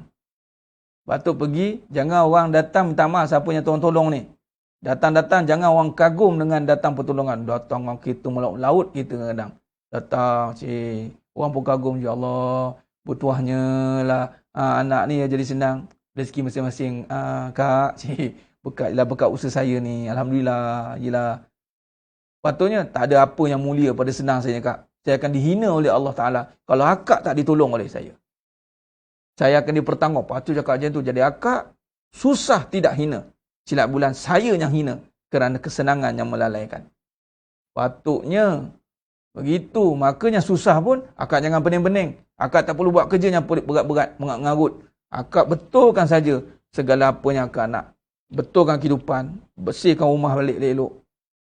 Bulanan akak, insya-Allah Allah takdirkan saya untuk selesaikan. Allah bagi saya duit banyak. Nak untuk apa? Lama-lambat duit saya tu. Tak tahu nak buat apa dah. Jadi saya tolong akak, berapa akak perlu sebulan? 800. It's okay. Saya tanggung. Akak, satu je, jangan sedih dengan susah. Akak nak syukur. Akak solat. Bukan dimainkan emosi. Sabarlah kak. Dunia ni sementara. Dalam orang tu memang sementara lah. Menunggulah duit. Tu kadang-kadang susah ni melarat. Tu Nabi ajar dalam maksurat. Minal kufri wal faqr. Kefakiran, kekufuran disebabkan kefakiran. Sebab orang yang senang, dia tak tahu nak tarbiyah orang susah macam mana. Dia tahu tarbiyah bagi duit je. Orang kena bagi duit, selesai masalah. Duit selesai masalah. Patutnya orang senang. Saya seru pada semua yang senang dalam ni. Tolong tarbiyah orang susah. Jangan sehina dengan susah. Orang yang senang, jangan semulia dengan senang. Tarbiyah mereka supaya hidup level balik. Level sama je kak. Akak susah, saya senang. Kita sama. Sama nak? Ya kak. Kita sama. Kerana di sisi Allah bukan senang dan susah yang dilihat. Di sisi Allah, apa kita buat? Jadi akak susah, akak buat apa kak? Saya senang, saya buat ni. Saya pula kena lagi banyak kerja saya kena buat. Akak susah, buat apa? Kita betulkan apa yang akak buat. Yelah, saya cari duit lah. Akak cari duit. Tapi akak jangan susah-susah sampai hilang agama. Ni solat akak kena on time kak. Akak kena jaga kebersihan. An-nazafatu minal iman. Susah tak bermakna kotor. Susah akak kena kemas. Bersih. Saya bersih bukan sebab saya senang. Ada orang yang tertipu. Bersih sebab senang. Lah dia mampu beli mahal-mahal, baju mahal. Dia mampu dia beli kain mahal-mahal, kain mop lantai mahal-mahal, ratus-ratus harga. Kita duk kaitkan bersih itu mahal. Padahal bersih itu iman. Sebahagian. Sebab at-taharah. Kita nak solat. Kita tengok ni. Kotor ni kak. Saya susah kak? Kotor bukan sebab susah kak. Kita ke makan nak perlukan maid ke apa ke. Saya hantar orang bersihkan rumah kak sekarang juga. Hantarlah. Bantuan. Bukan sekadar ni. Dia nak solat, nak doa tu. Tempat kotor macam mana? Anda kena ingat. Yang pergi tengok-tengok Allah macam mana dia doa ni ya. Kak, sekali saya nak ajar kak, kita bersihkan. Saya set tempat untuk bersih. Ni bersih-bersih. Bantuan bersih tu lebih utama juga. Mana nak bagi bantuan? Tolong. Gerakkan, membersihkan. Taharah tu nombor satu. Kadang-kadang kita minta pada Allah dengan keadaan kita kotor pun tak boleh juga. Tempat kotor dengan najis. Kita tak tahu. Dia susah nak fikir apa. Dia tertipu dengan kesusahan dia. Orang senang tertipu dengan kesenangan. Dua-dua tertipu. Okey. Baik. Itu dalaman. Ceritanya dalaman. Baik. Dalaman ni, itulah dia. Wa fi anfusikum afala tubsirun. Ada beberapa kupasan daripada ayat ini. Daripada tafsir yang saya akan pakai pada tafsir Jalalain dengan tafsir Ibn Katsir. Baik. Tafsir Al-Jalalain mengatakan bahawa daripada Jalaluddin Al-Mahalli, Jalaluddin As-Suyuti, wa fi anfusikum afala tubsirun itu, dan juga pada diri kalian sendiri terdapat pula tanda-tanda yang menunjukkan kekuasaan dan keesaannya, iaitu mulai dari permulaan penciptaan kalian hingga akhirnya, dan di dalam usul-usul penciptaan kalian terkandung pula keajaiban. Tuan-tuan, kejadian manusia ni, kekuatan dalam, cari kekuatan dalam, bukan dengan big Y. Y tak ada dah. Bukan fikir senang itu. Fikirkan kejadian kita itu.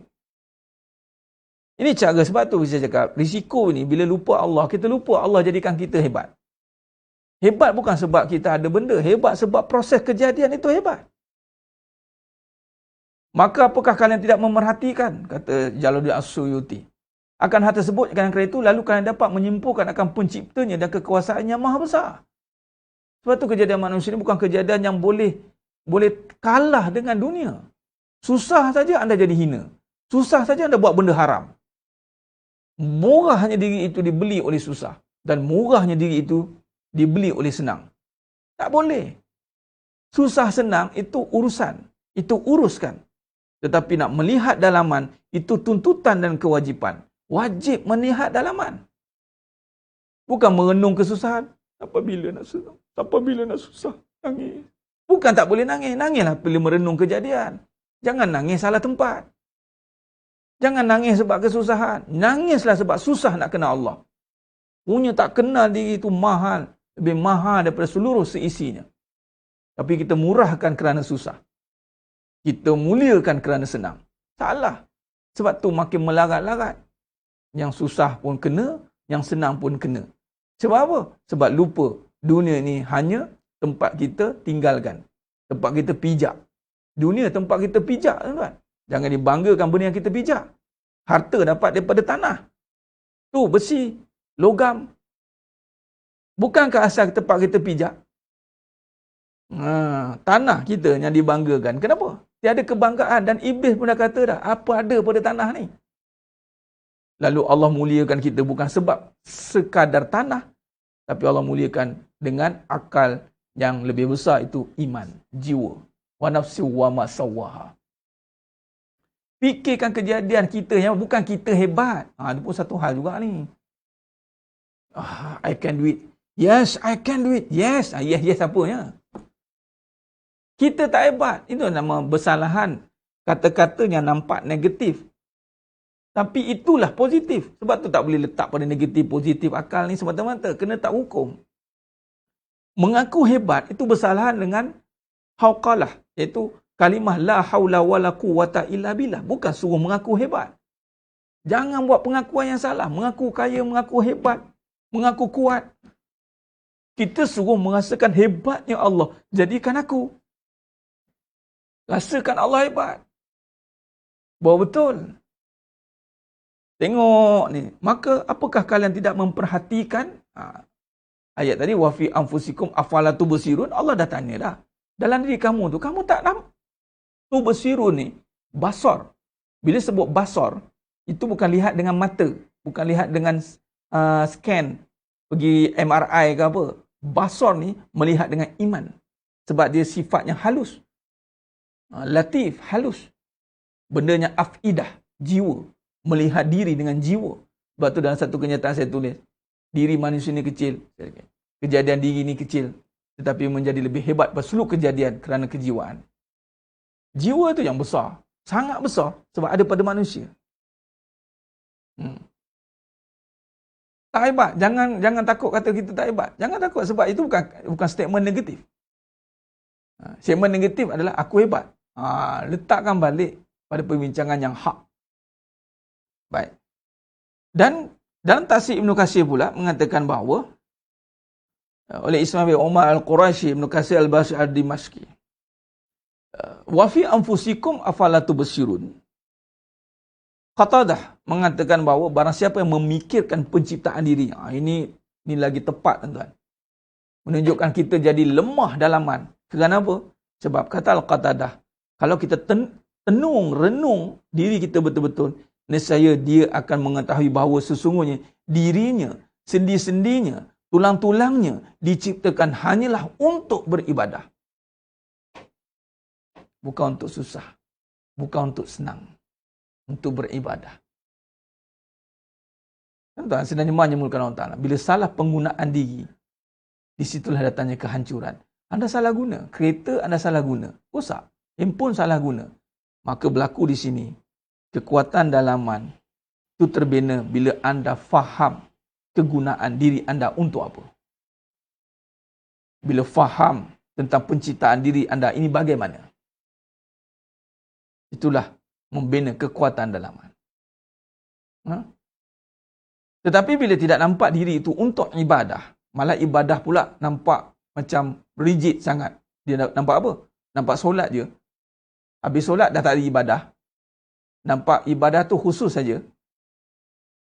Maka di situlah kita akan berlakunya kehancuran. Ibadah illa liya'budun. Itu bermula dengan akidah.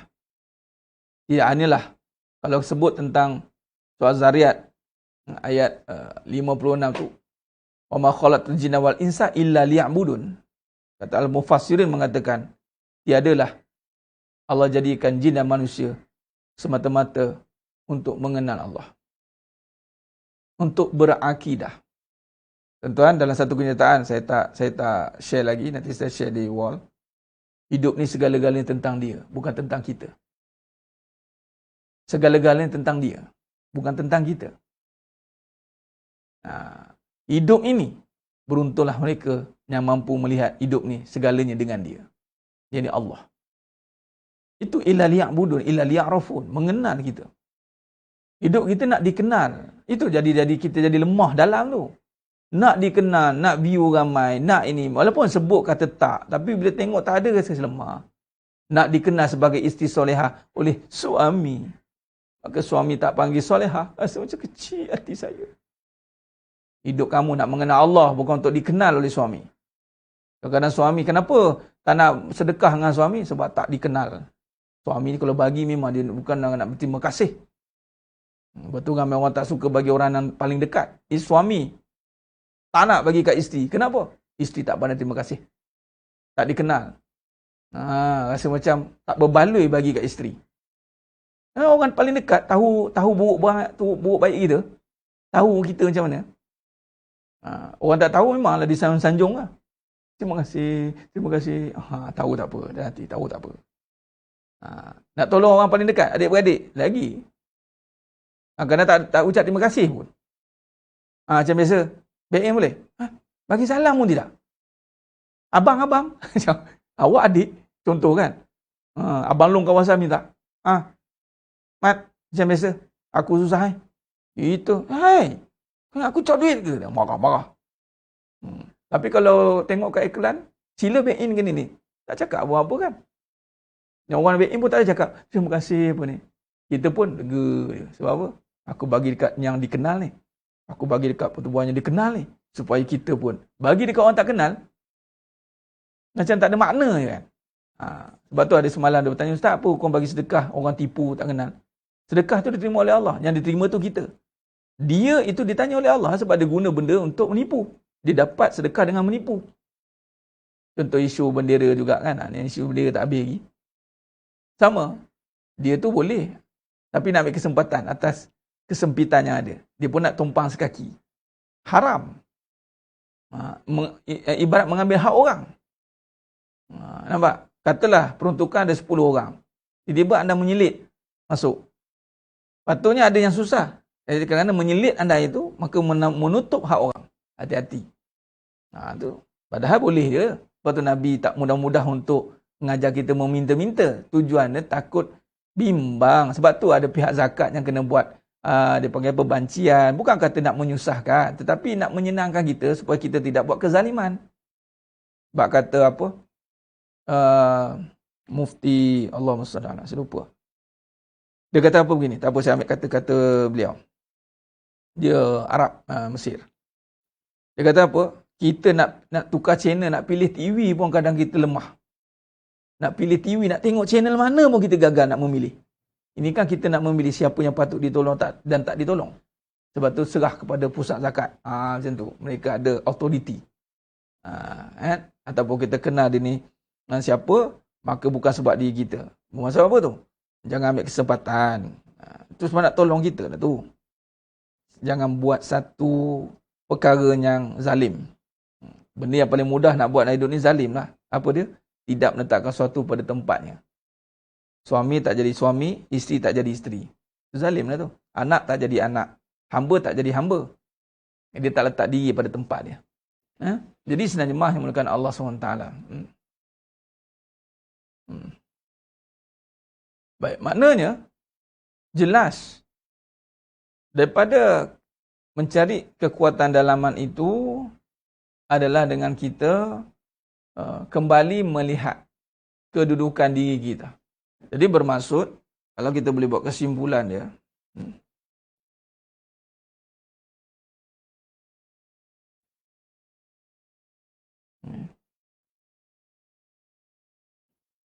kita boleh buat kesimpulan, bila sebut soal dalaman,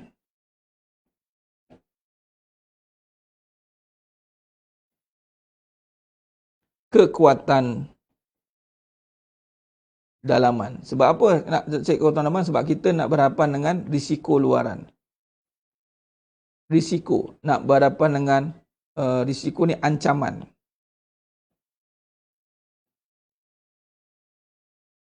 Ancaman apa? Ancaman benda. Dan ancaman benda ni adalah ujian. Allah nak uji. Kita ni kenal tak? Itu je. Adakah benda ini mampu mendatangkan mudarat? Atau tidak? Ini akan pergi pada kekuatan dalaman seseorang itulah. Baik, bila kata kekuatan dalaman, kita berhadapan dengan risiko luaran, ancaman, maka di sini akan ada bercerita tentang makam usaha. Ataupun ikhtiar, dalam bahasa pengajian ni ikhtiar. Ataupun kasbi. Dengan usaha. Tanpa usaha, wahbi. Ini dengan usaha. Okay. Sebab apa dengan usaha ni ada usaha? Ada usaha sebab ada daya. Ada daya. Allah berikan daya. Ada dipanggil ada tenaga. Cuma daya dan tenaga ini ada tak faktor yang mempengaruhi tenaga itu? Apa beza-beza? Itu dipanggil semangat.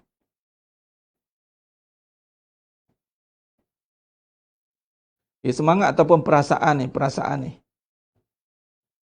Ada orang dia membina daya dia dah lemah, dia dah weak, dia dah lemah, maka sehingga terkesan pada perasaan dia pun lemah. Lalu dia pun mencari jalan untuk menguatkan perasaan dia balik dengan apa? Itu soalan dia. Sedangkan dia berhadapan dengan benda yang dalaman ni gaib. Okay. Ujian ataupun risiko ni nampak. Memang dia akan efek kepada badan dia lemah.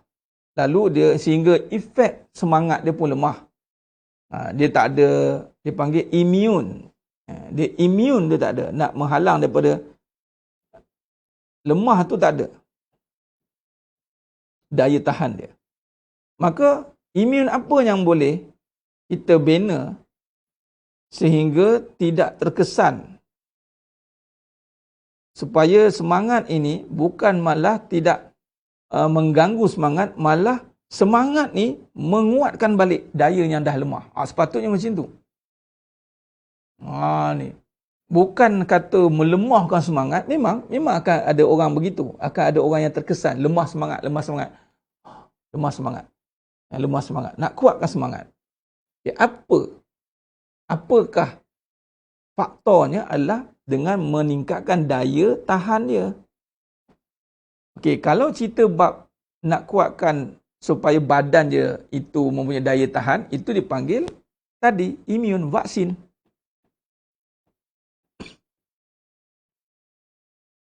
Yang dimasukkan dalam darah. Baik, kalau semangat nak masukkan apa? Nak injek juga. Injek apa? Bukan kata apa, tengok jarum lemah semangat. Ni untuk COVID. Lepas tu tengok, selesai dah. Ini dos apa? Ini dos untuk semangat pula. Tumbang lagi. Yang ini pun dah rasanya nak cucuk lagi. Kata, tak payah. Kata, tak ada. Dia tak ada satu jarum pun yang boleh menyucuk. Itu tapi orang selalu guna. Dia panggil suntikan semangat. Panggil. Suntik juga. Tapi bermaksud nak naikkan semangat ni. Okay, dalam level, saya cerita bab level. Supaya jelas, faham. Level kejadian. Ini semua ada. Yatafakarun. Tengok tamsil. Kejadian alam. Saya nak tunjukkan kejadian alam. Angin. Air. Dengan besi. Ada lagi. Sekejap. Sebelum besi ni. Api. Besi. Ini, kalau cerita bab molekul, berbeza. Ni sains lagi. Tak boleh nak dipisahkan. Memang, bila sebut tentang kejadian, kita akan kaitkan. Ini padat. Molekulnya padat. Baik, saya nak beritahu, kalau nak mengalahkan besi, dia kena ambil molekul yang, kalau besi dengan besi, tak jadi. Maka kena naik lagi. Api. Api ni molekul dia tinggi. Walaupun dia tinggi macam tu. Ni padat lah. Nak merungkai api ni, air. Molekul je. Dia ni lebih, jarak air ni lebih luas. Kalau molekul api dengan air. Jadi, besi, ni Sayyidina Ali bin Abi Talib karamallahu wajhah punya pengamatan. Api, air, kontrol api. Nak selesaikan air, angin. Nampak? Meniup. Walaupun nampak air ni hebat, angin yang meniup. Cukup setakat ni lah. Kita bincang about angin je. Tak pergi lagi. Kejadian. Baik. Bermaksud, tapi bila angin, nak mengarah angin, nak mengubah angin, cuaca, suhu. Ingat. Suhu akan mengubah density angin. Suhu Ustaz lagi tinggi, ya. Suhu akan kontrol semua ni. Ini api, nampaklah. Tapi kalau suhu bagi sejuk, api sejuk boleh bakar besi? Tak boleh. Ada api, tapi suhu tak panas. Ustaz, macam mana ada api tak panas? Anda lupa cerita Nabi Ibrahim AS? Yang api tidak membakar kerana tidak bersifat panas. Allah kata kepada api, Kul nar, kul yanar, wahai api, badan wassalaman ala Ibrahim. Kau jadi sejahtera lah atas Ibrahim. Api tu makhluk. Api ada, panas tak ada. Sebab suhu tu off. Tuan-tuan ada tak air panas? Air ada? Ada.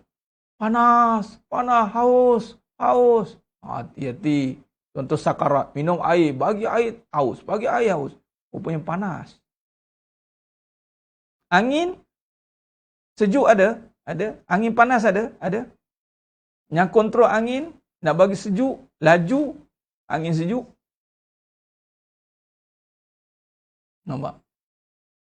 Jadi maknanya, makin saya nak cerita makin gaib. Kaitan dia tamsil ni, saya bagi tahu, bila cerita bab, tak berhadapan dengan risiko, ni kesimpulan. Anda berhadapan dengan apa tadi? Tekanan duit. Nak berhadapan dengan duit juga ke? Nak kena cari duit? Ke nak kena pergi balik kontrol duit dengan apa? Apa yang kontrol duit? Darah. Apa darah ni? Ustaz kontrol duit darah ni ke darah yang jual? Apa macam ni Ustaz? Tak faham. Anda ni. Tak apa saya tulis. Tenaga. Kan kata tambah darah. Lemah darah ada tumbang. Lemak, kolek. Tambah darah. Darah tu bagi tenaga lah. Yang bagi darah ni, yang kontrol darah apa? Napas. Ya ke Ustaz napas kontrol darah? Tak, try lah tutup napas tengok. Berdarah lagi tidak? Qalu innalillah. Sebab tu bila dah, sebab tu para syuhada, darah masih mengalir. Sebab mereka bernapas lagi. Tapi itu betul Allah kata mereka tidak mati. Biasa darah kalau mayat, secara adat, ialah mayat kan kering lah. Oreh lah, kering. Mana pergi darah? Doktor sedut ke apa? Darah dia pergi dengan napas. Ya. Sebab tu penyakit semua duduk kat napas, bukan duduk kat darah sebenarnya. Ni penyakit ni duduk kat sini sebenar. Bukti. Ustaz, ya ke tu Ustaz? Tak apa. Okey, tak apa. Nak soal juga? Okey, tak apa. Kita pergi. Pergi cek kat mayat. Pergi cek mayat. Ada sakit jantung. Ada dengar tinggi. Ada penyakit tu ada lagi. Sebab apa? Dia tak ada darah. Darah pergi mana? Napas dah tak ada. Betul tak? Kalau jaga napas, anda jaga darah, anda akan selesaikan fizikal. Sebab tu, fizikal yang berlaku, contoh jantung. Kadar denyutan darah tak stable. Disebabkan napas anda tak stable. High pressure. Jadilah sakit jantung. Sakit kepala, cuma kalau nak ubat jantung, adalah makanan ubat jantungnya. Itulah dia pergi pada pergi cecair, ubat cecair. Sebab dia darah dengan darah lah. Tapi nak bagi tahunya, dia lebih tinggi pada nafas apa? Harapan. Sebab tu orang-orang yang putus harap. Sebab tu Allah kata, jangan putus harap. Anda jangan putus harap. Haraplah kepada aku. Ini yang nafas tu, yang lebih tinggi. Nafas dia cerita buat semangat. Semangat. Okey, bila kata semangat, lepas tu, dia akan pergi lagi tinggi je. Sebelum ke harap ni, satu lagi level. Pergi kepada minda. Minda pun kadang-kadang dah shutdown. Pergi kepada keyakinan. Apa yang ada dalam keyakinan dia tu? Fikiran dia tu? Inilah. Ada harapan tak? Beza bila ada satu word. Tuan masih ada harapan. Dia punya minda cuba kata, tak boleh harap ni. Habis. Shutdown minda. Sebab tu, bila kata kita berhadapan dengan orang stres ke apa ke, memang kita bagi harapan. Saya bagi harapan balik. Harapan apa? Harapan yang benar lah. Bukan harapan palsu. Ni dah kita anggap macam kita tak pandang nak deal. Kita bagi. Awak nangis sebab apa? Stres sebab apa? Dunia ni memang tak boleh harap. Saya bagi harapan yang lebih besar boleh. Kita pergi, big deal lagi, lebih besar. Harapannya tidak akan putus-putus. Berharaplah dengan rahmat Allah. Boleh? Apa dia? Pertolongan Allah. Pertolongan Allah pasti datang. Jangan berhenti berusaha. Bangkit. Barulah dia susah. Harapan dah ada, minda terkawal, semangat membara. Disebabkan harapan dah sampai pada akal yang waras. Tak hilanglah. Maka selesailah masalah darah dan duitnya. Memang sekarang ni dia ada masalah kat sini. Sebab tu dia kena pergi lagi tinggi, lagi tinggi, lagi tinggi. Lagi gaib, lagi gaib, lagi gaib. Dia pun terpanggil ghaibul gaib. Mana yang tak boleh nak faham, mesti akan dia menentangnya. Nak duit dengan duit. Okeylah. Dia nak pergi duit dengan darah je. Tak naik darah saya, Ustaz. Jangan yang main-main, Ustaz. Saya tengah nak duit ni. Jangan cerita balik. Naik darah saya ni. Dia lah awak setakat pasal darah sudah. Bagi duit, baru cool down sikit. Tak faham-faham saya nak duit. Okeylah. Bila habis duit, Ustaz, naik darah lagi saya ni. Betul? Bagilah duit. Cool down balik. Dan lain sekali, kalau naik turun, masa tak stabil, tuan. Maka bila naik turun, tak stabil, maka anda dalam keadaan berbahaya. Bukan tak nak kita tolong. Sebab tu Nabi kata, Nabi tak takutkan fakir. Bermaksud bukan kata bila orang susah tak payah tolong. Tu kena faham. Malah agama cover balik. Kena tolong orang susah. Agama jaga orang susah. Kita dia tak jaga agama. Jangan. Bila ni kata susah.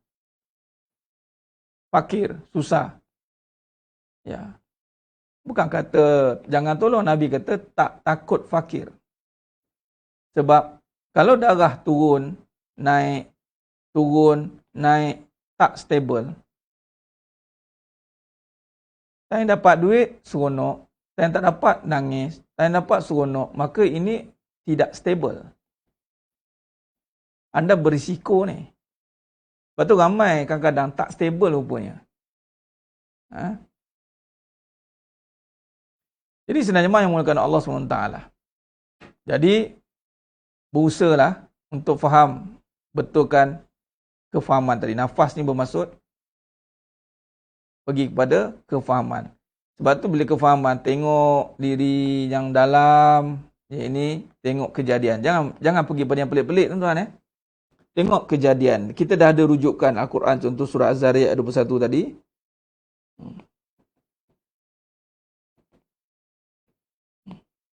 Dan dia ada terjemahkan itu, tengok proses. Kenapa kena tengok proses kejadian? Sebab begini, anda kena tengok, tuan-tuan. Dalam bab ini, yang ini tadi, kita berada pada risiko luar. Tuan-tuan, benda ni kan tadi, kita baca hadis Nabi tadi, Ibnu Abbas radhiyallahu an. Anda kena ada satu lebih dalam daripada dalaman yang ada. Itulah kuasa Allah. Sebab itu, bila kita renung kejadian, sebenarnya nak mendapatkan signal kuasa tu, supaya anda yakin dengan Allah. Bila anda yakin dengan Allah, kuasa Allah itulah yang akan menyelamatkan anda daripada mudarat benda. Memang, kalau tidak Allah biarkanlah nak mudarat benda. Allah biarkan benda itu memberi mudarat. Tapi di saat kita susah, kita renung sekejap, duduk, menung, mengaji. Macam ni lah. Ni macam kita tengah mengaji ni. Ni merenung, kita kaji. Supaya kita tahu proses kejadian. Proses kejadian. Cerita tentang kekuasaan. Datang keyakinan. Allah akan turunkan pertolongan. Itu je. Itu caranya. Jadi, itu nak minta sungguh-sungguh tu kena faham. Kena tahu proses kejadian. Hebat tak Allah tak nak jadikan kita ni. Tu kena dapatkan tu. Kadang-kadang nak minta sungguh-sungguh pun tak tahu Ustaz macam mana. Sungguh-sungguh ni kena merong-rong Ustaz. Kena berguling-guling ke macam mana? Sungguh-sungguh ni 10 minit ke? 20 minit? Bila? Apakah maksud minta sungguh-sungguh? Make sure anda yakin bahawa segala ni adalah aturan Allah dan anda tidak bertindak di luar kawalan. Anda tak marah-marah, tak respon buruk, tak cakap yang bukan-bukan. Maknanya, kita kalau nak berhadapan dengan ancaman luaran, anda kena betulkan seluruh set kehidupan. Dia bukan sekadar betulkan satu part. Sebab tu kita sedang melakukan proses. Sebab tu kita tengah belajar ni, it's a proses. Nak betulkan satu-satu. Dia adalah satu konsep yang mesti dilengkapkan sempurna. Dia tidak boleh hanya sekadar nak lupakan, nak lari pada masalah. Dah, anda kena sungguh-sungguh betulkan balik seluruh kefahaman, perbuatan, percakapan, penglihatan, semua benda. Ya Allah, susah masih ada. Penyakit masih ada, tuan-tuan. Isu susah, miskin ni daripada zaman Nabi. Malah daripada zaman Nabi Adam. Adat, itu adat kehidupan. Masa penyakit is existing. Dia memang ada. Tetapi dia tidak mampu mengancam kita setelah kita ada imun terhadap permasalahan itu. Tingkatkan imun ni, itulah imun tu iman. Ni lebih tinggi sebab gaib. Pergi pada gaib, gaib atas gaib. Dia akan kontrol semangat. Semangat akan kontrol perasaan. Perasaan itu akan memberi dorongan untuk menyelesaikan keadaan tadi. Semangat dia kental, tuan-tuan. Itu cara dia, tuan-tuan. Baik, jadi sidang jemaah yang muliakan Allah Ta'ala, begitu sikit sebanyak perbincangan kita pada pagi yang penuh barakah ini. Terima kasih banyak. InsyaAllah. Ya. Jadi kita simpulkan begitulah. Kekuatan dalaman yang membincangkan kepada proses kejadian kita. Proses kejadian kita dan merenung bahawa diri kita ni untuk ibadah je. Untuk kenal Allah. Dia kenal Allah, kita cari jalan untuk menuju supaya sampai tahap. Rupanya susah nak kenal Allah. Senang nak kenal Allah. Suami datang ni sebab nak bagi kenal Allah. Isteri nak kenal. Semua merujuk pada itu sebenarnya. Illa liya'budun. Sebenarnya, nak kenal rupanya. Tapi kena ada apa? Kenal, kena ada ilmu perbahasan begini. InsyaAllah. Dan kita tidak boleh tinggalkan lah. Sebab kenal, faham itu membawa maksud pada istiqamah. Amantu billah sumastaqim. Itu cara dia. Amantu billah sumastaqim. Baik. Jadi sedang jemaah yang muliakan Allah Subhanahu wa taala, begitulah sikit sebanyak perbahasan kita pada pagi yang penuh barakah ni. Moga-moga Allah rahmati kita semua. Moga-moga Allah terus berikan kita kekuatan yang luar biasa kuat beserta sifatnya untuk kita berhadapan dengan ujian dunia ni. Memang ujian ada, susah ada, is existing, tapi dia tidak real. Tu kena tukar perkataan tu. Existing, tapi tidak real, tidak benar. Ada ujian saja. Dia boleh hilang bila-bila masa. Sekarang tengah, contoh, kita punya senang 30 tahun, boleh hilang dengan 2 tahun je. 2 tahun punya isu ni, boleh lupa kesenangan 30 tahun. Itu nama tipu kan? Itu nama tipu. Jadi susahnya 2 tahun ni, sekejap lagi, boleh lupa macam tu je. Bila senang datang. Sebab tu kata tipu. Jadi berpada-pada di antara keduanya. Sebab tu kena ada konsep merenung ni. Agar kita tidak leka dan lalai dengan kehidupan yang tipu daya ni. Baik, insyaAllah.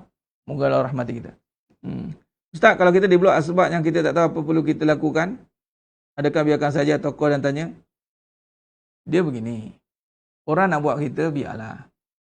Yang perlu kita bimbangkan adalah apa yang kita buat pada orang. Yang perlu tanya, aku blok orang sebab apa? Kalau orang blok kita, tak perlu tahu pun sebab. Tak perlu tahu sebab pun. Kadang-kadang sebab dia mengangguk pun ada. Ada satu kes tu, ni poligami ni. Blok itu sebenarnya, itulah harmoni. Kita nak ada privacy masing-masing. Kita bukan blok tu, go block dia panggil. Faham? Dia ada takrif dia. Dia tak boleh nak terima situasi madu-madu ni. Dan sekali blok. Dia panggil apa? Ini cara untuk kita tenangkan fikiran kita. Supaya nak merawat, supaya nanti kan kita tengok status madu, lain pula. Suami bawa pergi sini pula. Tengok maknanya, suami sini pula. Jadi cara untuk kita tenang adalah kita blok saja. Itulah harmoni. Itu go block. Orang yang betul-betul ni, dia tak lari pada keadaan. Dia kena terima kenyataan itu. Suami dia berkahwin dengan orang yang dia Allah beri perasaan sayang. Kalaulah dia boleh buat dengan aku sayang, takkanlah dia dengan kedua nak boleh membenci pula. Tak betul lah. Lepas tu kena tengok dengan lebih dalam. Sayang itu amanah Allah. Baguslah melaksanakan amanah. Takkanlah contoh dengan anak pertama. Dulu ada seorang anak. Dengan anak yang pertama boleh dokong, boleh pegang tangan. Tiba-tiba ada anak kedua, dah tak boleh dukung. Kenapa? Nak jaga sensitiviti adik kamu yang kedua ni ya. Jadi kamu tak dukung. Anak yang kedua pula, tak nak dukung ke? Nanti akak terasa pula. Habis tu, apa gunanya ada dua anak, dah tak boleh nak buat berkerah gitu je. Kenapa? Masing-masing menjaga perhatian masing-masing. Itu namanya memerhatikan. Dia blok-blok ni goblok lah. Minta maaf cakap. Walaupun nampak simple, Facebook ke, WhatsApp ke. Jangan. Benda ni menimbulkan keraguan, menimbulkan provokasi, kontroversi. Ini kadang-kadang sebab benda-benda maya ni, kita pun bagi alah blok je benda kecil. Kita cakap. Kalau benda kecil, jangan blok lah. Kita pun boleh cakap kan. Ni sampai nak kadang, tak suka lah. Left. Left terus. Orang macam kenapa ni? Sebab tak suka. Tapi kalau minta maaf, saya nak kena left tu penuh lah. Bukan memberi kesan pun. Ustaz dalam tu cakap buruk-buruk. Dia cakap buruk, janganlah kita cakap buruk. Simple je. Tak mana kita ada kat situ, kita setuju. Simple hidup ni. Jangan terkesan. Kalau macam tu nak lari kat planet mana? Macam contoh ni, penuntut ni. Anak saya yang lelaki, baru dia uji depan saya. Tersilap kaki dia, melompat, tergantuk meja. Dah jadi hero. Bertanda kat dahi. Mendarah-darah keluar. Tanpa tegang baca selawat. Okay. Tiba dah terfikir. Kalau kita nak hilangkan gangguan yang ada. Katalah cermin tu berjebak luka. Habis nak buang meja? Buang meja. Kalau lantai lah sebab dia boleh luka, buang lantai. Buang dinding. Lala sekali, kita dibuang kat dunia ni. Langsung tak ada benda kat dunia ni. Habis semua benda berbahaya. Nak lagi? Dah. Itu datanya minta Allah tolong. Minta perlindungan kat Allah. Sekali kena untuk kita sedar sikit. Takkanlah kita nak buang gangguan. Gangguan tetap ada. Jin, saka, semua ada kat keliling kita. Tak percaya, cuba tengok kiri. Tengok. Ada tu. Cuba tengok cermin. Kadang-kadang muka pun berubah-ubah juga. Kadang macam jin, setan. Ada kadang-kadang. Sebab apa? Bila tengah marah tu tak nak tengok muka sendiri. Ustaz kalau nak lari rumah pasal cemburu dengan adik-adik lain. Betul kan? Jangan bagi perangai macam tu. Benda cemburu ni kena marah. Sebab tu cakap dari awal. Kita sekarang mak ayah kena marah perangai macam ni. Tak boleh biarkan. Minta maaf cakap. Kita tak nak marah dia. Tapi perangai iblis itu. Jangan memang itu perangai yang membuat kerosakan. Tengok. Adik-beradik bila cemburu merenggang. Elok ke cemburu tu? Marah. Tak apa. Menangis lah. Biar dia menangis sekarang. Jangan dia buat orang menangis sebab perangai dia. Biar dia menangis. Tak apa. Kita buat ada ilmu. Tak apa. Jangan kita pula marah-marah sampai dia menangis. Kita tak puas hati marah-marah anak. Apa sebab marah? Yalah, saya stres lah Ustaz. Tu kamu yang tak betul. Saya stres lah nak balik sepah hari ni. Lepas tu lelaki pula tahu macam tak ada. Dia mulut bebil. Marah anak sampai anak dia ketakutan. Sampai anak menangis-nangis sebab perangai dia. Itu salah. Tapi kalau kita stable, marah anak, marah sampai dia menangis kerana satu teguran yang tepat kat dia. Tapi Ustaz, dah tengah-tengah ni Ustaz nak buat, anda kena terima lah. Macam mana?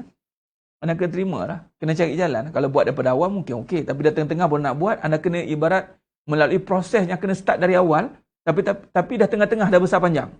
Jadi segala simptom yang sepatutnya dapat ketika awal, anda kena dapat ketika umur dia dah besar panjang. So, kena terima lah. Lepas tu simptom itu kena dapat dari awal. Contoh mendidik isteri. Kahwin-kahwin, kita ambil sambil lewa. Tiba-tiba dah 10 tahun kahwin, baru nak didik tentang iman. Sepatutnya kena didik dari awal. Jadi waktu itulah bermulanya pendidikan. Nak terbang periuk belanga ke, katil terbang ke, periuk terbang ke, apa nak terbang. Waktu itu bermulanya pendidikan. Patutnya mula dari awal. Tapi rasa macam tak ada apa-apa. Tup kena.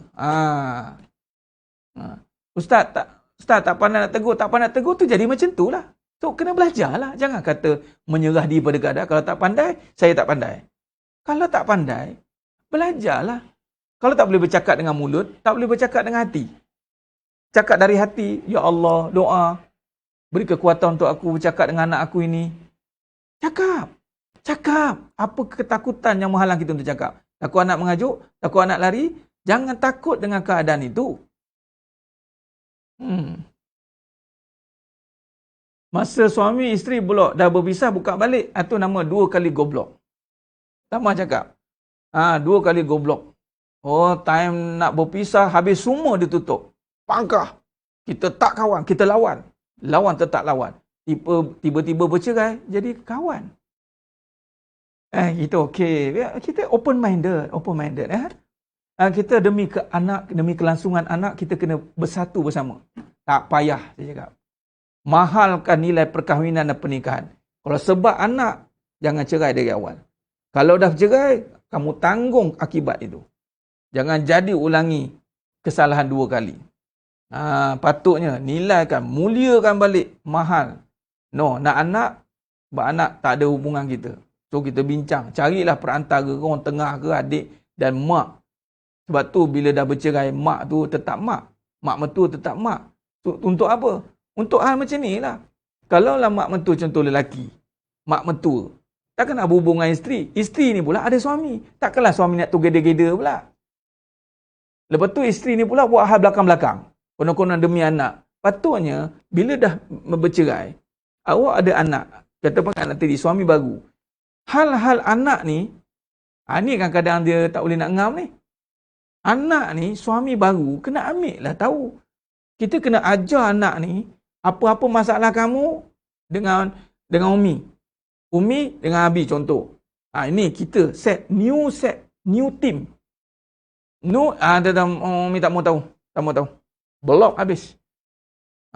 Dah. Ini dah lepas cerai, di situlah demi kelangsungan anak-anak. Saya minta maaf. Benda ini bersalahan sebenarnya dengan bukan kata lagi lumrah, fitrah sebenarnya.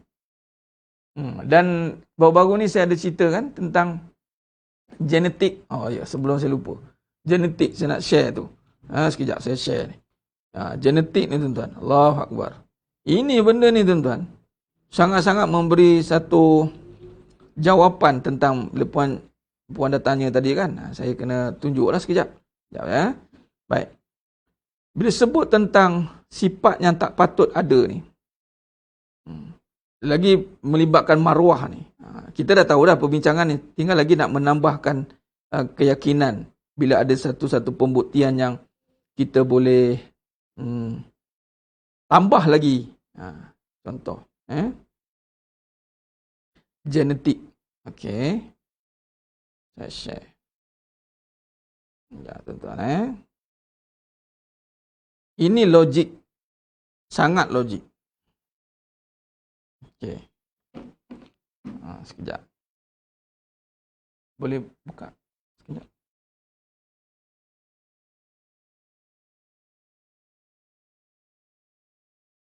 Okey. Background je. Buka background.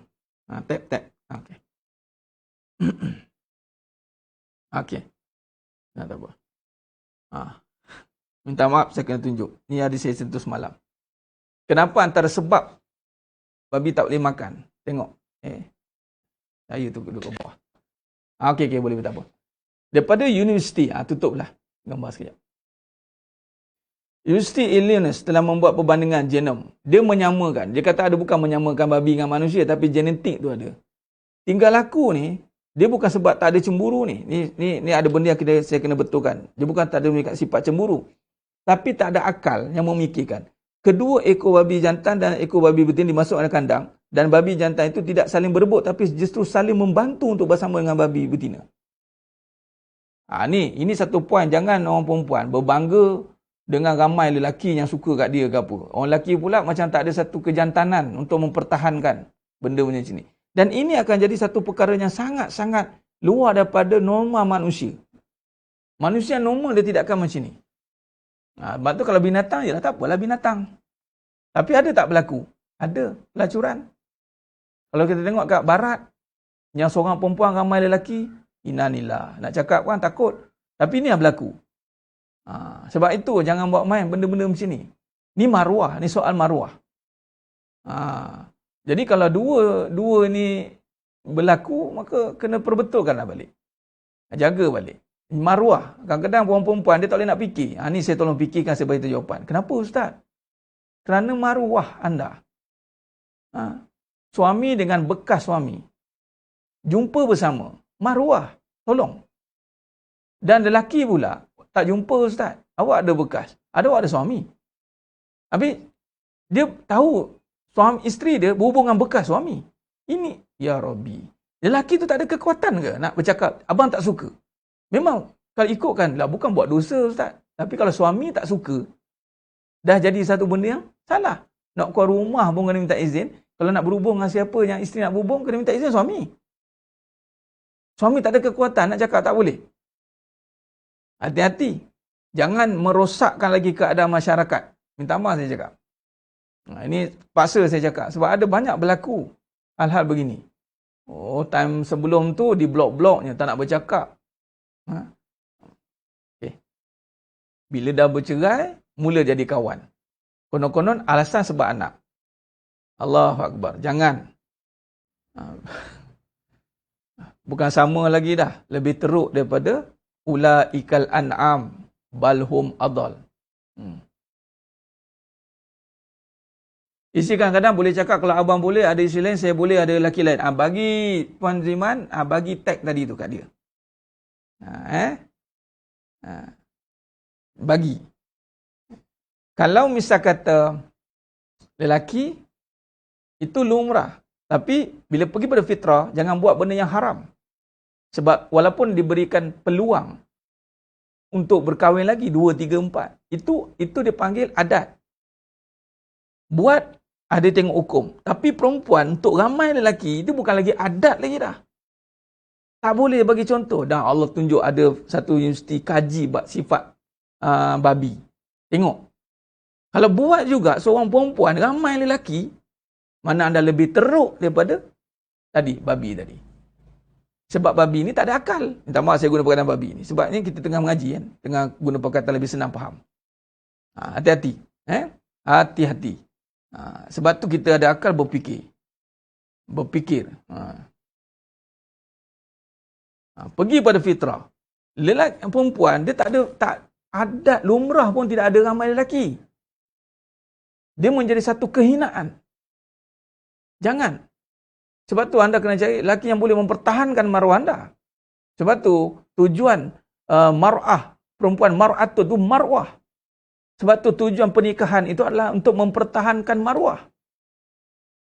Faham? Bila bercerai-berai, minta maaf cakap, kemudian maruah tu masih ada lagi dibiarkan. Tak boleh.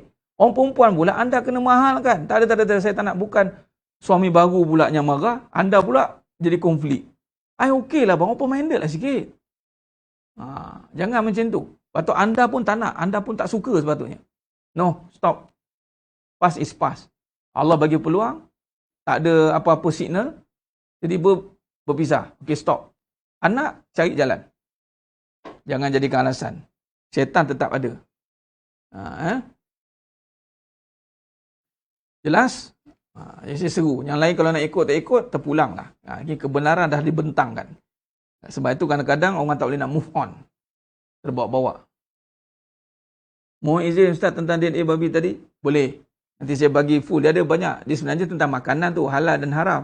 Tinggal lagi tiba DNA. Kita tengah kajian tentang manusia. Tentang kehidupan pula tu. Tu saya highlightkan yang itu tadi. Sebenarnya kenapa babi tadi haram dimakan. Dari segi saintifiknya, diceritalah sebab tak ada leher. Lepas tu ada cacing pita. Kemudian tidak boleh lumat. Daging dia tak boleh hancur. Banyaklah faktor dia.